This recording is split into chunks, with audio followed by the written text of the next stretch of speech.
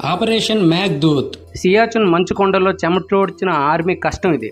1984 April 13న వరల్డ్లో highest పీక్లో war జరిగిందనమాట. Operation ఏమి ఏంటంటే సియాచిన్ ప్లేస్ని ఆక్యుపై చేసుకోవడం. 6400 మీటర్ల హైట్లో ఇండియా పాకిస్తాన్ వార్ జరిగింది.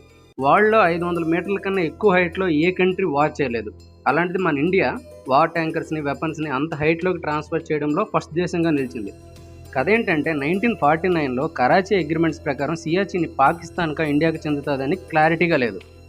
సో ఇండియా సిమ్లా అగ్రిమెంట్స్ ప్రకారం పాక్ ప్లేస్కి నార్త్ సైడ్ వస్తుంది అని చెప్పి అనుకుంది. పాక్ వాళ్ళ అగ్రిమెంట్ ప్రకారం నార్త్ ఈస్ట్కి వస్తుంది అని చెప్పి అనుకుంది. సో సియాచిన్ మాదంటే మాదని గొడవలు స్టార్ట్ అయ్యాయి. 1970, 1980లో మౌంటైన్ ట్రిప్స్ అని చెప్పి పాకిస్తాన్ ప్లాన్ చేసింది.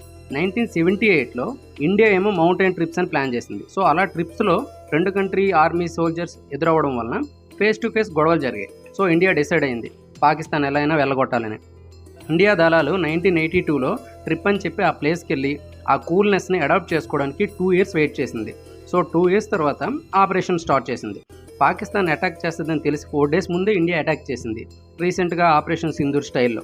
సో చేతక్ హెలికాప్టర్ యూజ్ చేసి చాలా వ్యాలిడ్ వెపన్స్ని అంత హైట్కి ట్రాన్స్ఫర్ చేసింది. 300 మంది ఇండియన్ ఆర్మీ రాడార్స్కి దొరకకూడదని చెప్పి చాలా ప్లేసెస్ నడుచుకుని వెళ్ళారనమాట. ఒక్కొక్క ప్లేస్ని అలా ఆక్యుపై చేశారు. ఫైనల్గా పాకిస్తాన్ పిఎం ముషారఫ్ డిక్లేర్ చేశాడు 2300 చదరపు కిలోమీటర్ల ప్లేస్ని మేము లాస్ అయ్యాము అని చెప్పి. ఇండియా పాకిస్తాన్ స్థావరాలు మారాయి. 1984 నుంచి 2016 వరకు 35 మంది హెడ్లు, 887 సోల్జర్స్ని మనం లాస్ అయ్యాము. ఎందుకంటే అంత హైట్ పీక్లో డ్యూటీ చేయడం వల్ల, ఆ చలి వల్ల కొత్త జబ్బులు రావడం, లోయలో పడిపోవడం, అలా చాలామంది సోల్జర్స్ని లాస్ అయ్యాం. పాకిస్తాన్ 1987లో, 1989లో మళ్ళీ అటాక్ చేసింది. బట్ ఫైనల్గా విన్నర్ మాత్రం ఇండియానే.